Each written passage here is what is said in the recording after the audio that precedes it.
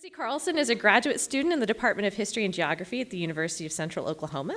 She's a member of Phi Alpha Theta and the Oklahoma Historical Society. In 2021, she presented at the International Gender and Sexuality Studies Conference. Sandi Colby is a graduate student in the Department of History and Geography at the University of Central Oklahoma. She has published 4 research papers in the Cameron University Undergraduate Research Journal of History and Political Science and presented at the 2018 and 2019 Oklahoma Association of Professional Historians Phi Alpha Theta regional conferences, placing 3rd and 1st, respectively, in the undergraduate category. She has volunteered in multiple roles at the historic Maddie Beal home in Lawton, Oklahoma. Carlson and Colby will now present their work on Cora Diehl Harvey and Helen Churchill Candee, an insider and outsider, and the fluidity of power in Oklahoma.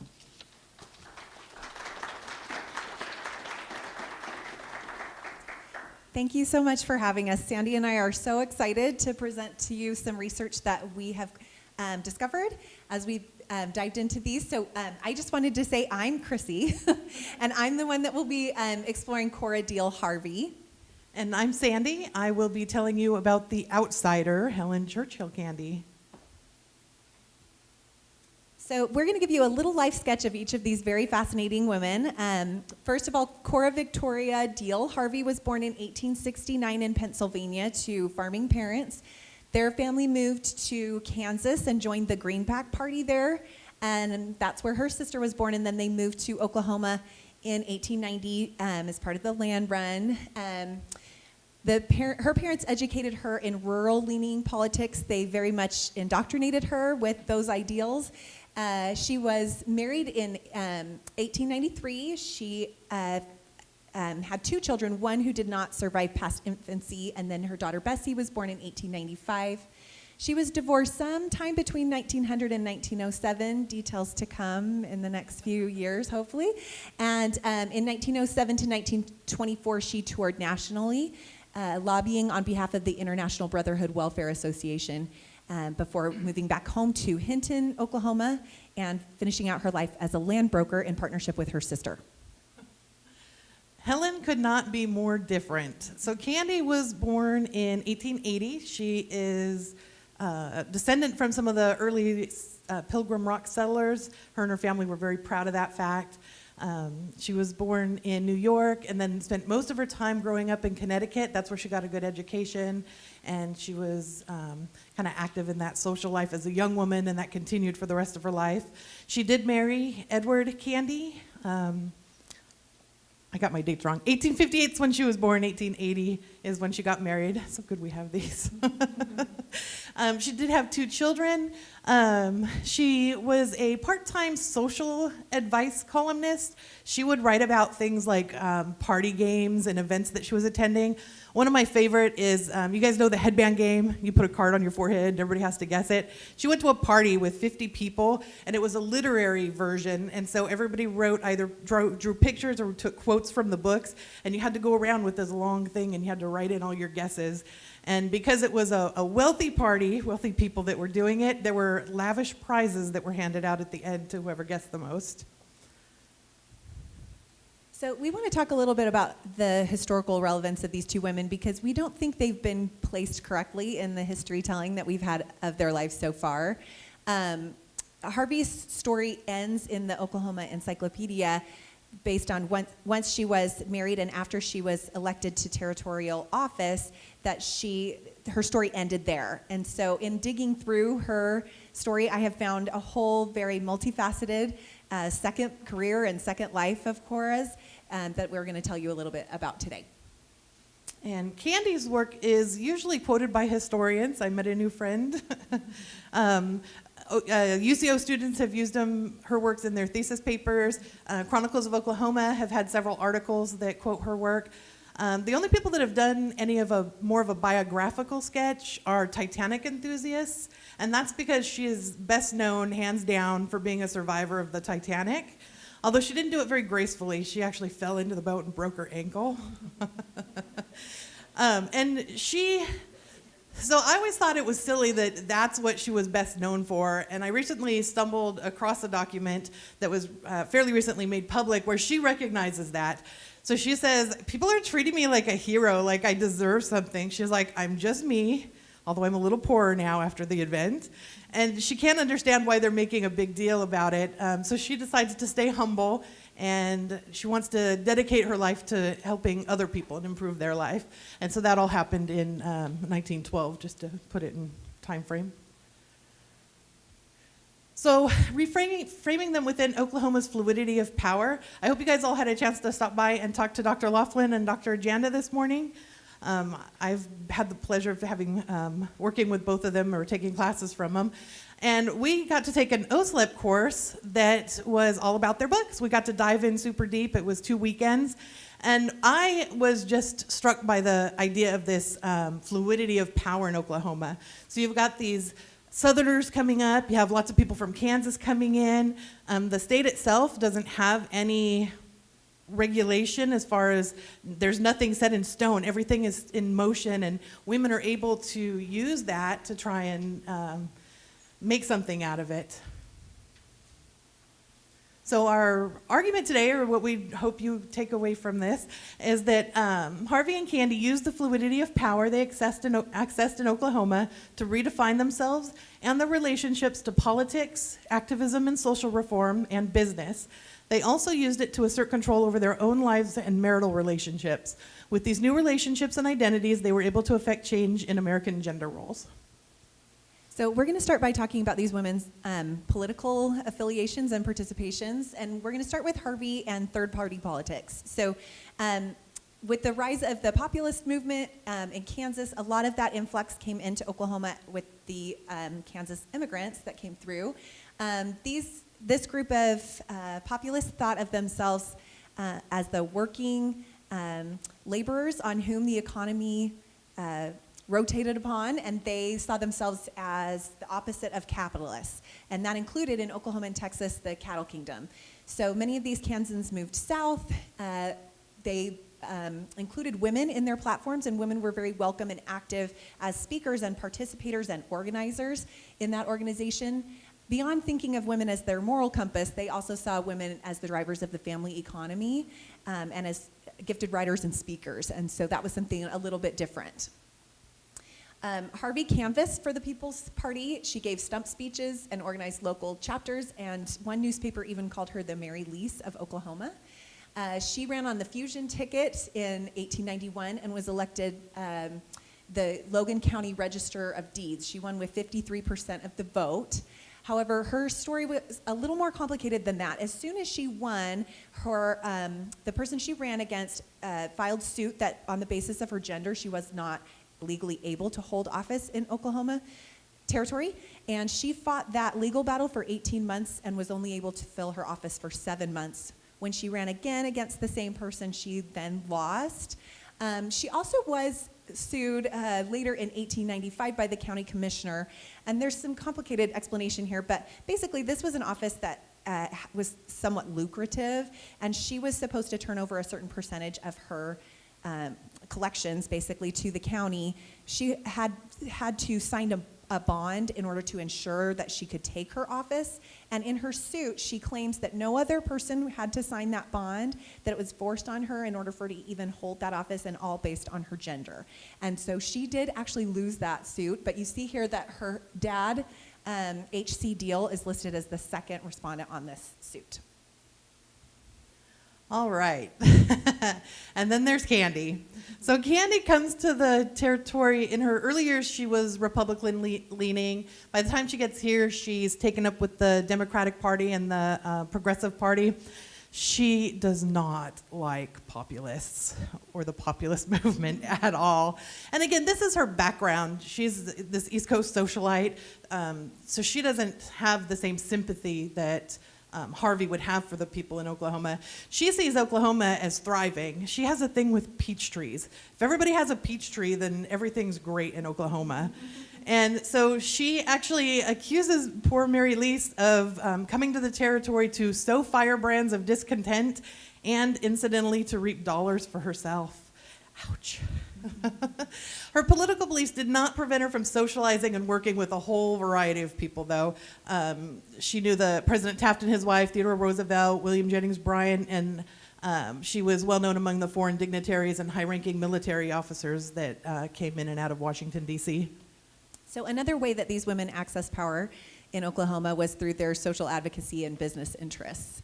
So when Cora left Oklahoma, she went to Kansas City and St. Louis and joined up with this organization called the International Brotherhood Welfare Association. And this is not a huge departure from what women's roles were at the time. They were thought of as matriarchs and defenders of virtue, and they were expected to work on behalf of these social causes like suffrage, literacy, poverty, temperance, prison reform, and unemployment.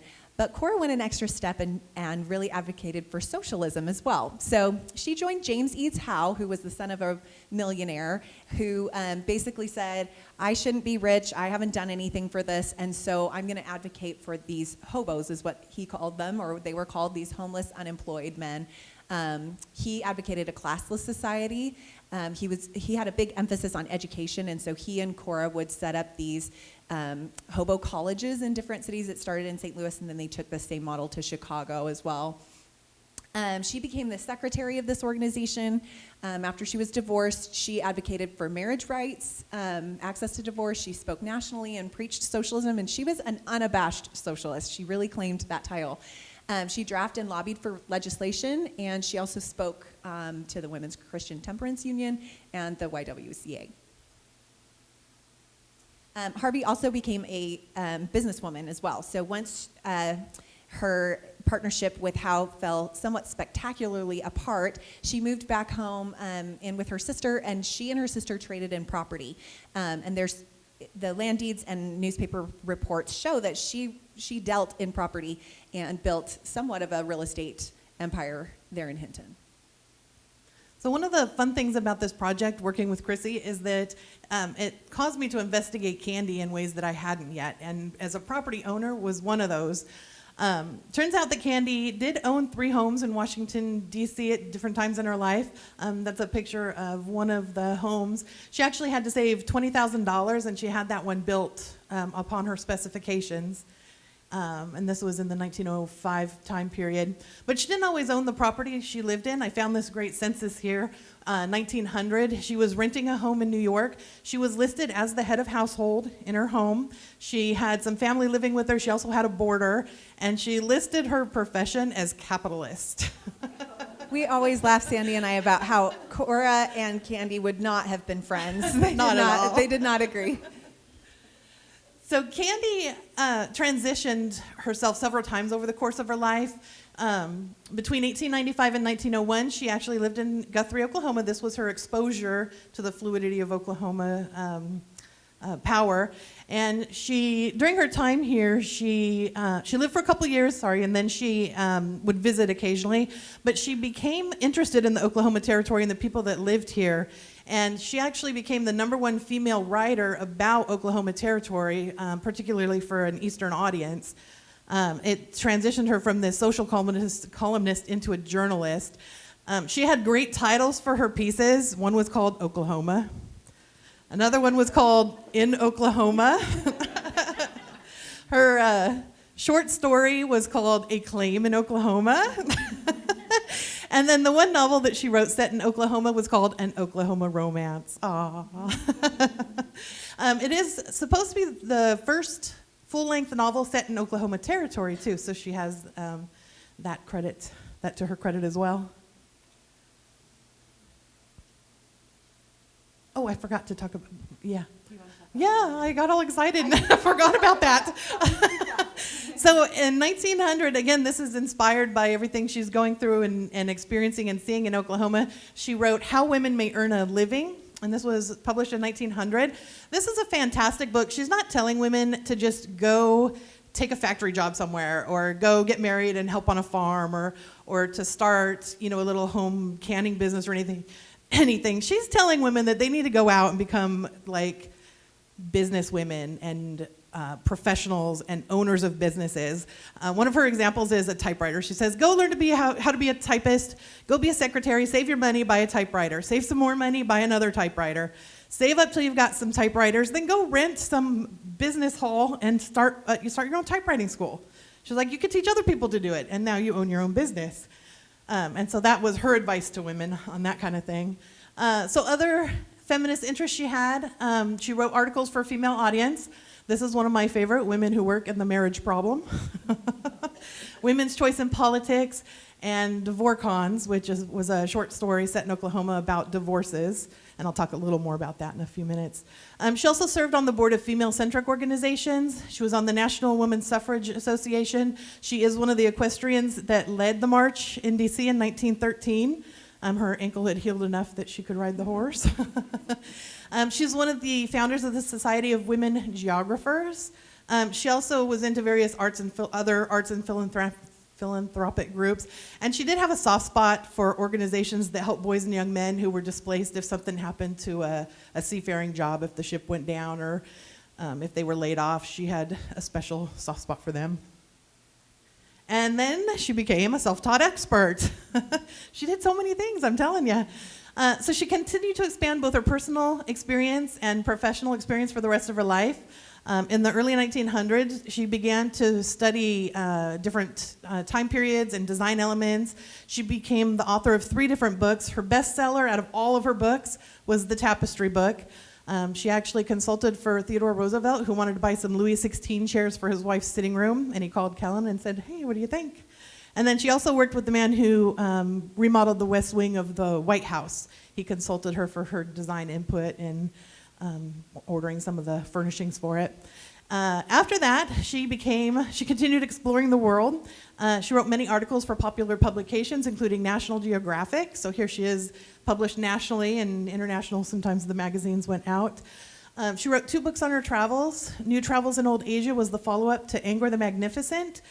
She was actually asked by, George V and Queen Mary. They asked her to Buckingham Palace to do a reading of her book, and the French government and the King of Cambodia recognized her for her work on exposing the region to the general public and for helping bring tourists to the area.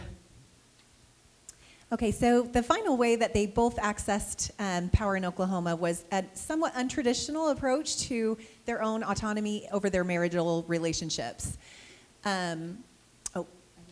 So we've talked so far about this very public realm: politics, education, social reform, owning your own businesses. Helen Candee technically had most of that already in her life. She knew what she wanted to do. She was married to a wealthy man at the point. She had kids. She had this life, and so it made me wonder: did she really benefit from the fluidity of Oklahoma? How was her connection to Oklahoma that changed her so much? What was that?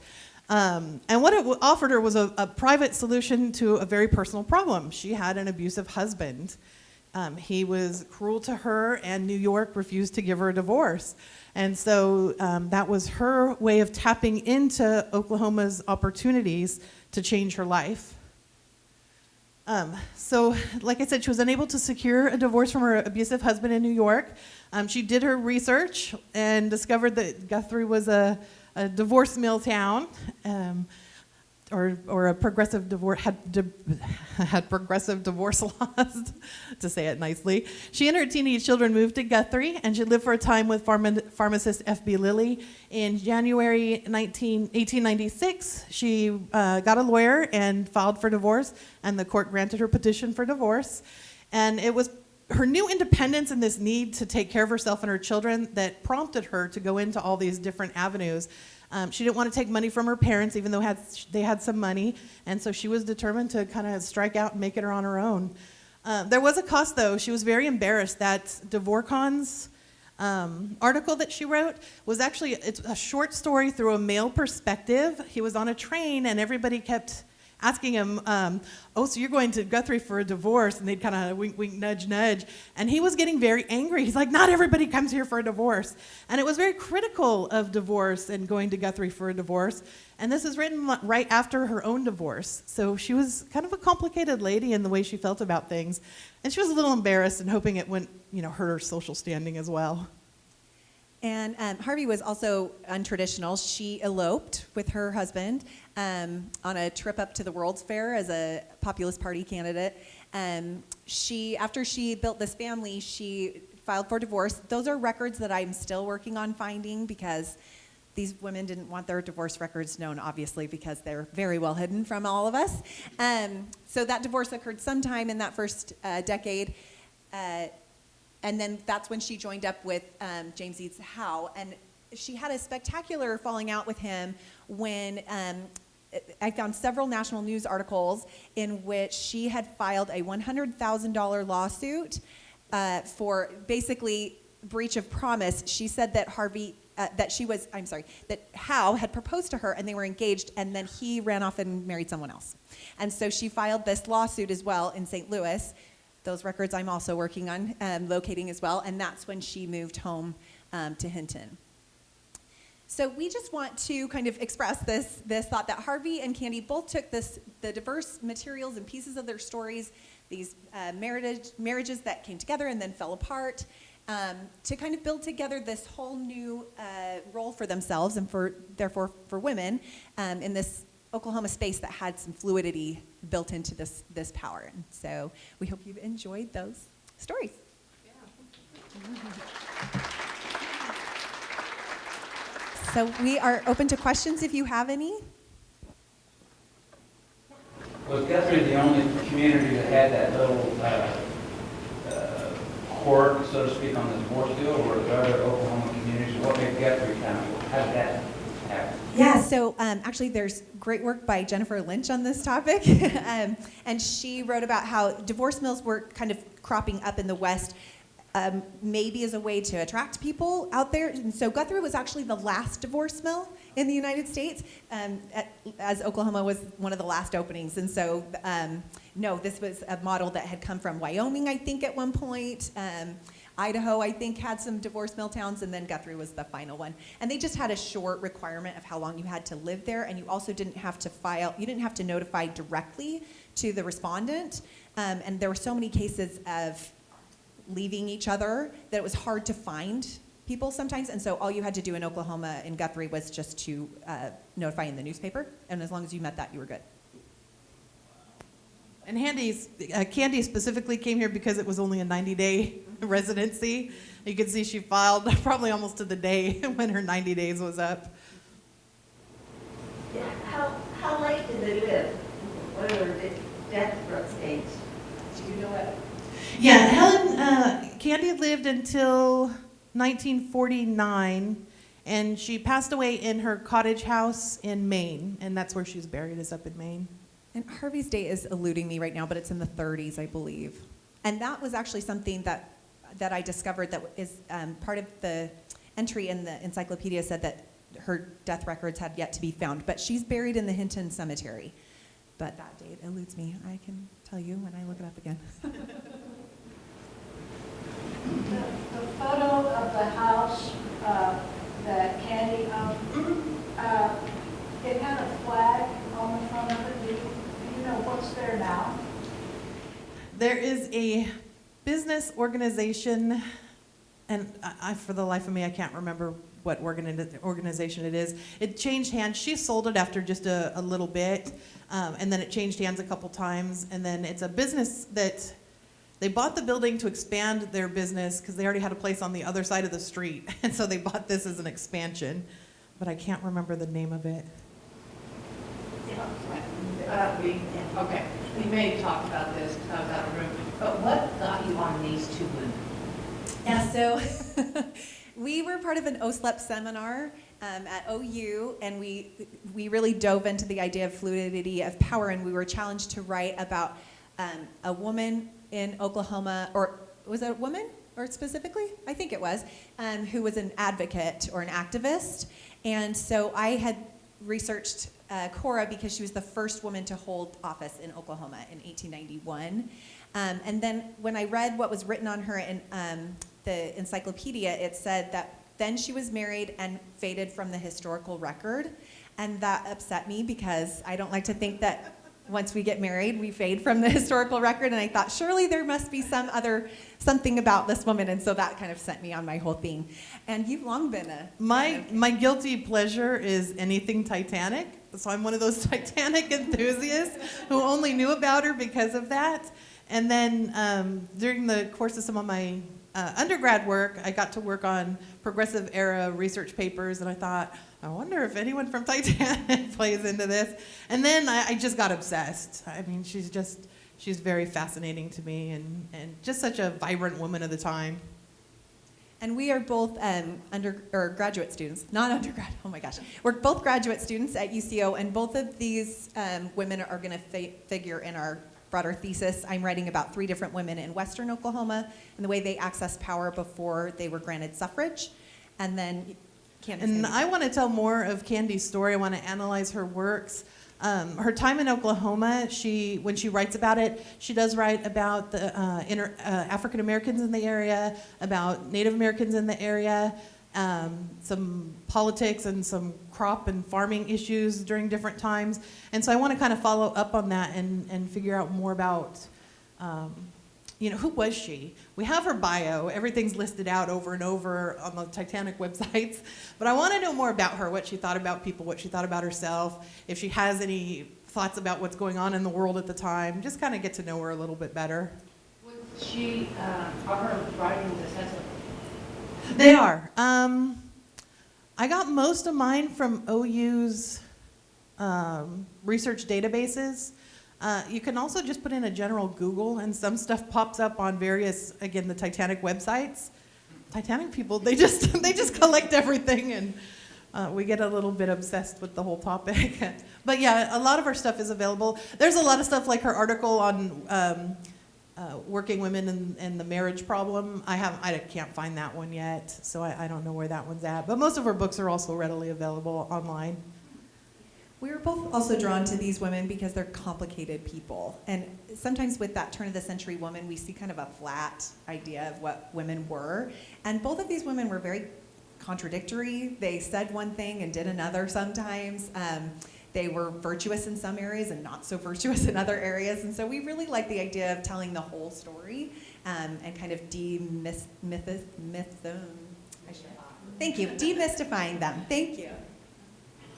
On the Diehl last name, are there some heirs that are still related to her? I've run across that name, maybe in even Logan County, so to speak. So are there heirs of the Diehls? Yeah, that's a great question, and one that I think deserves further scrutiny. I know that she had she had the one surviving daughter and just a sister. And so I don't think the Diehl name carried from that line. And her daughter ended up going to California and being married, but there's newspaper reports. You know how they would always print the social report? And so there's multiple times she came back to visit her mother before her death. And bad facts are just a weird thing that pops up, like misspellings of names. Candee was born in 58. She said she was born in 61 on the census here. She shaved a couple of years off her age. And we also saw, Cora never listed herself as divorced. She was always either single or widowed, which is just a reflection of that divorce statement. Do you know, especially in Guthrie with divorces in this time period, was it uncommon for women to seek the divorce, or was that more common? So Jennifer could probably talk I was a lot just going to say, yeah. I think it was unusual for the nation as a whole, the number of women that filed in Oklahoma. And as far as my understanding is, Oklahoma generally was more generous with women than other states were. And that was part of what brought Candee here. Is that correct? Yeah, the New York courts told her, too bad, so sad, and they wouldn't even consider a divorce for her, and that's why she did her research. It was either Guthrie or North Dakota, and I think Guthrie had the shorter wait time, is why she chose it. Thank you so much for having us. We appreciate it. Thanks.